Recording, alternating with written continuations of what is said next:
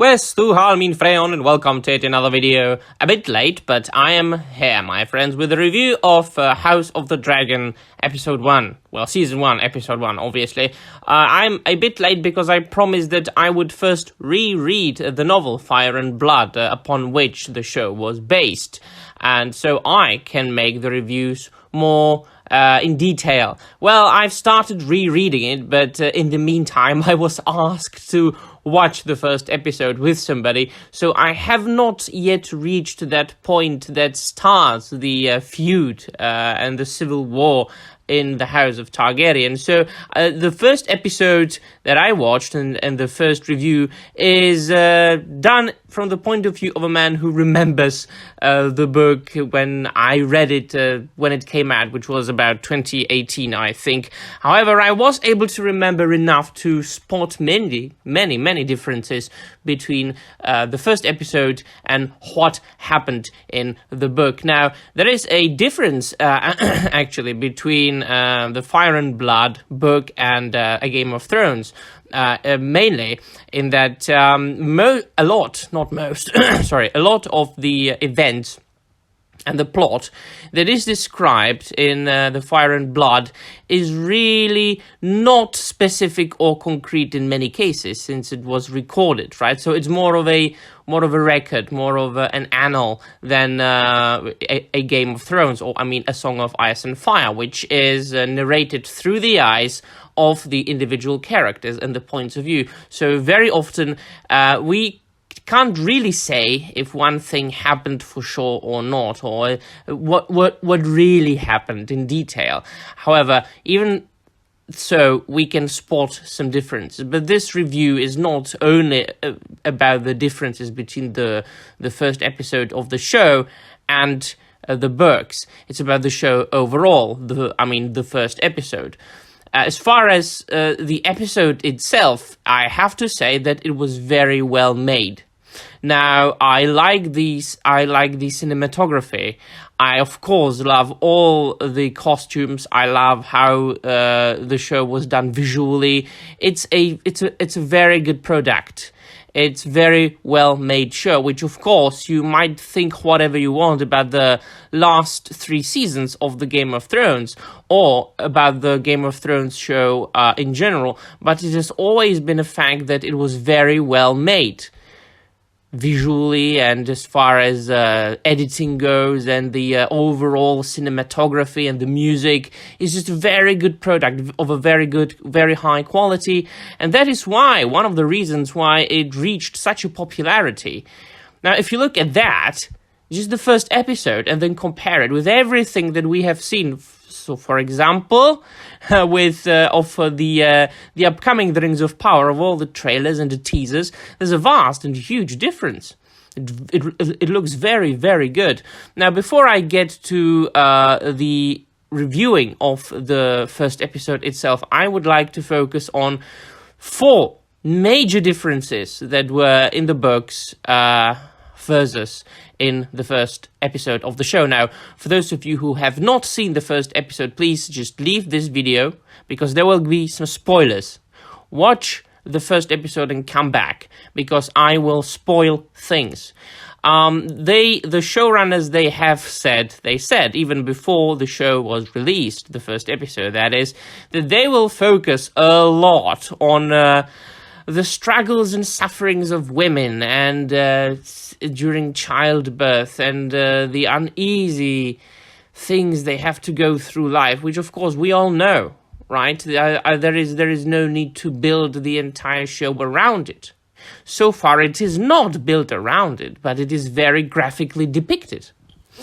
The difference between the book and the show that I'm talking about here is that in the show, Aemma Targaryen, she miscarried the boy, the son of Viserys. Well, she miscarried it because Viserys chose this option. He was told by the maesters during her very uneasy childbirth that he has to choose between the life of the child and the life of his woman, his wife. because they did not manage to turn the baby inside. So they had to do the C-section, which in this case, in the Middle Ages, really, the fantasy Middle Age land means that they will kill the woman.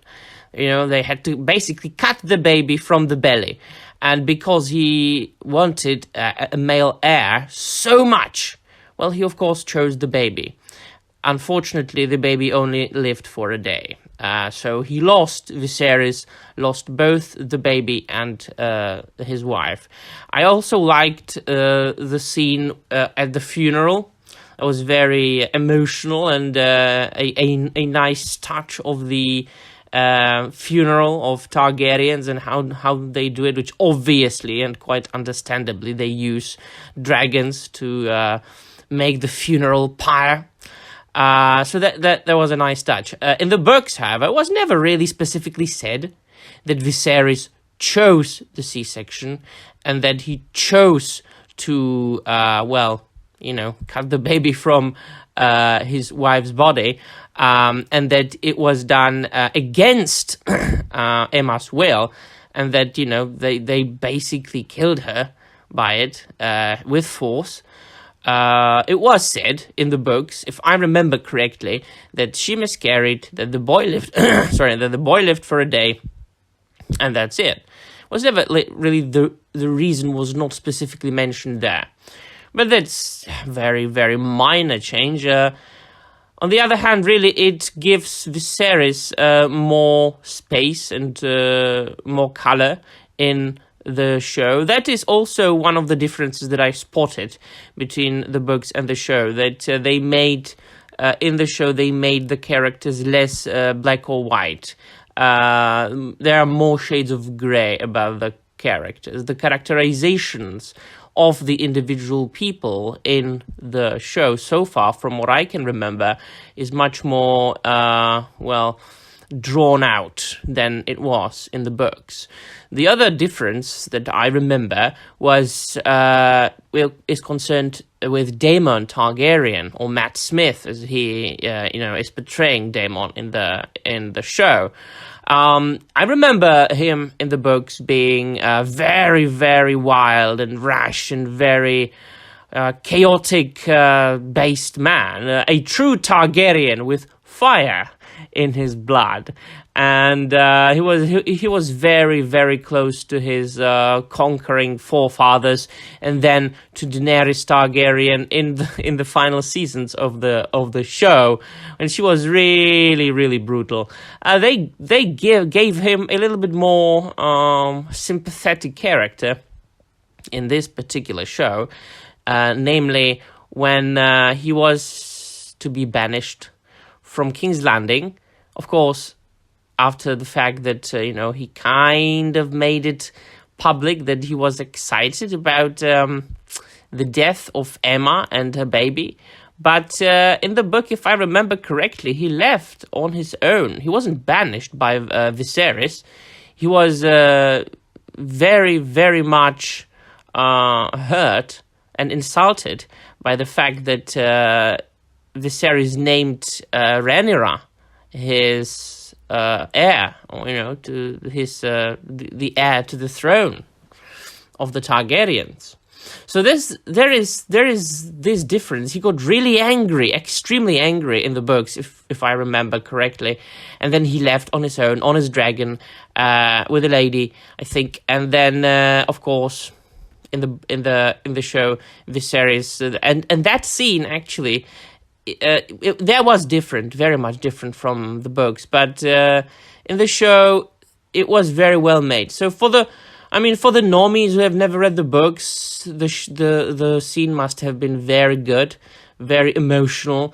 When Viserys was sitting on the Iron Throne with his sword in his hand and being very angry and banishing his brother Daemon from the kingdom. And that is another case of Viserys having more space in the show. He is being given much more space and much more credit for more things in the show than it was in the books. And he's also being depicted as a very, very likable and very soft man in the TV show. I don't want to say that he was the same kind of rash and brutal man as his brother Daemon. No, it's quite the opposite. But he is being given even more sympathy here in the show. Now, I believe that the biggest difference that people will be mentioning in their reviews between, when they are talking about the differences between the book and the show, is the relationship between Alicent and Rhaenyra. I don't remember them being that close. It's quite the opposite, actually. If I remember correctly, there was a fair bit of rivalry between them. So, and here in the show, they even, and that is something that I did not like at all, that actually draw me out of the enjoyment of the episode, was the fact that they hinted on a kind of romantic relationship even between Alicent and Rhaenyra. And there were hints on it, of course. There could have been just a very close friendship, but even if it was just a very, very, very close friendship, it was the opposite of what happened in the books. So whereas the first two changes that I was talking about are really just tweaks and maybe just some reinterpretations of the facts that are actually mentioned in the books, this is a straight-up change of the lore of what happened in the books, and that I did not like at all. The other thing that kind of made me smile, in not a positive way, but we all know why they did that, is, can you guess? The dream that Aegon Targaryen had, the prophetic dream about the danger and the long winter that is coming, and that is actually a secret that is being passed down from heir to heir. From a king to heir to the throne of Targaryens. Now, there were some mentions about something like that, but not specifically like this. It wasn't mentioned in the books as clearly, as on the nose, as it was here in the show. But I think that they made it like this in the show because they needed to connect somehow as this show, the House of the Dragon, with the Game of Thrones. And there were more instances like that. It's done for. We have to remember that this show is being done for normies, as well as the bloody, abhorrent Rings of Power. They don't make these shows for book readers. They make these shows for the wide audience. They make these shows for the normies.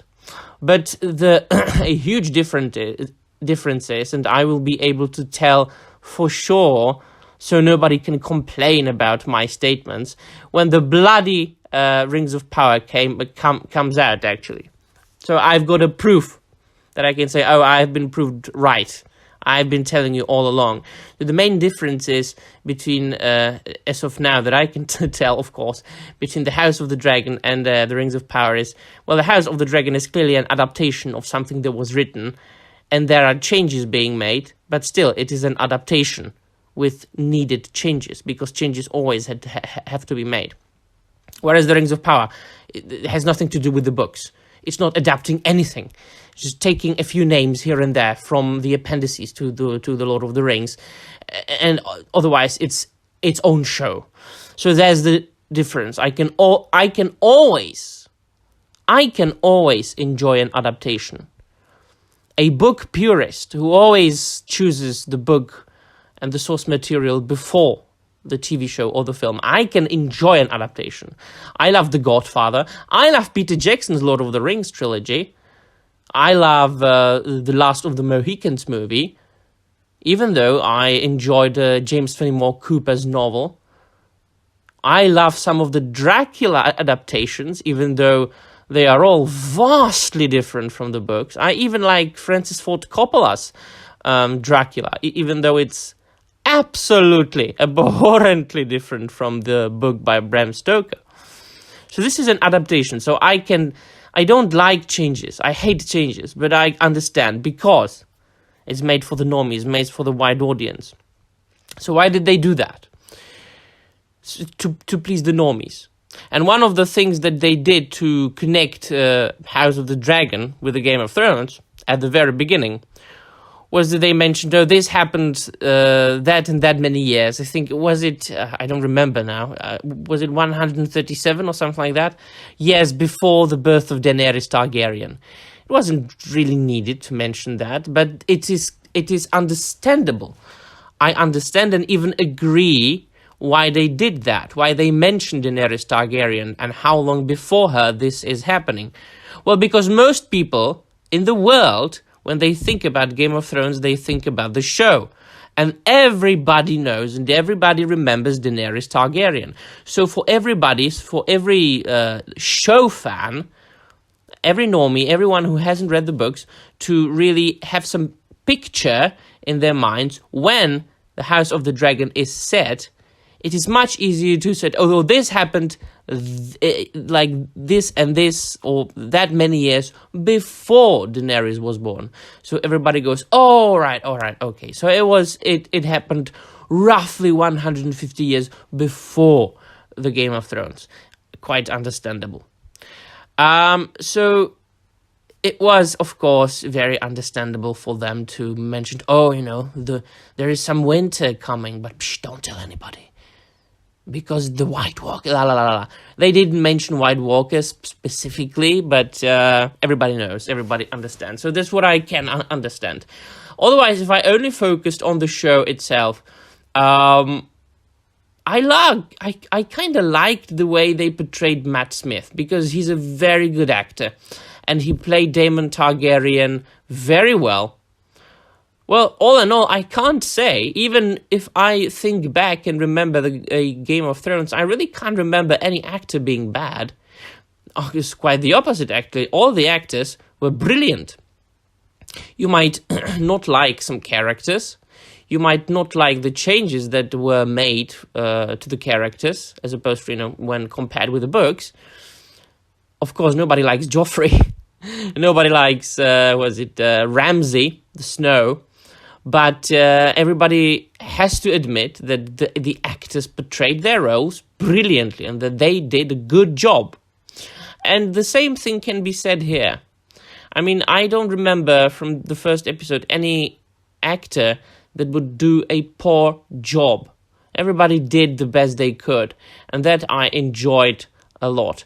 Of course, it was pleasant to see the dragons, the dragons, because this show is, of course, about Targaryens, so you have to have dragons there.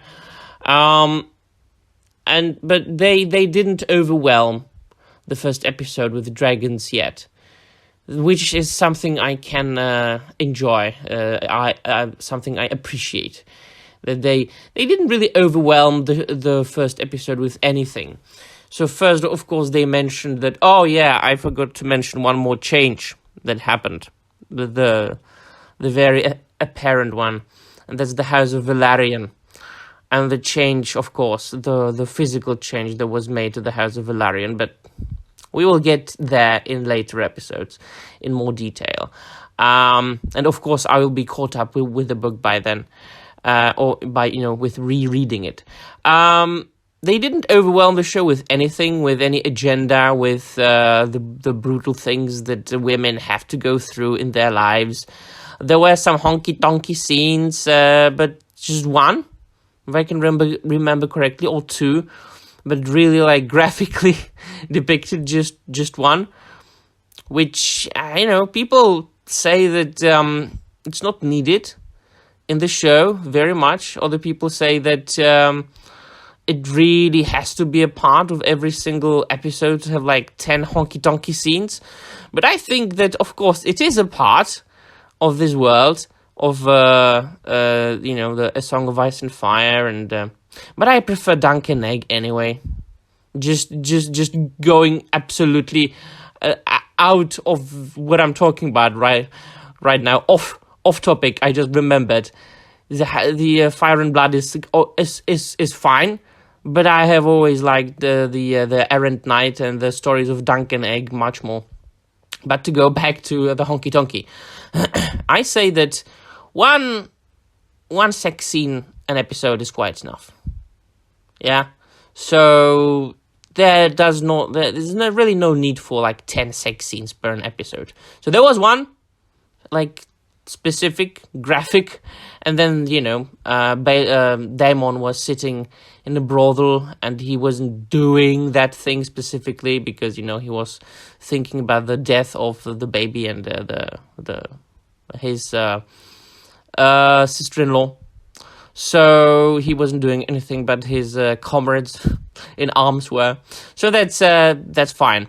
So these are my very chaotic feelings and opinions about the first episode of the House of the Dragon. From what I can remember from the book when I read it for the first time about 4 years ago, and the show that I obviously saw, I think, yesterday.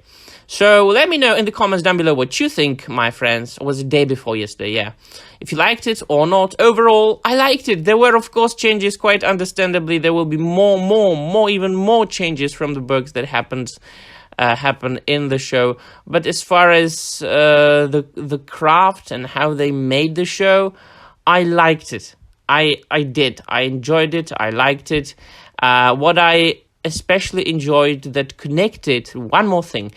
I enjoyed one thing that connected the show with a Game of Thrones show, and it's the music. They used the main theme, and the music was once again composed by Raman Djawadi, the man who did the soundtrack for the Game of Thrones. They used that very good, awesome, almost legendary now theme from the Game of Thrones here and there throughout the episode, and that I did like indeed. Alright, let me know in the comments down below what you think, and that will be all. Thank you very much for watching, and I'm out of here.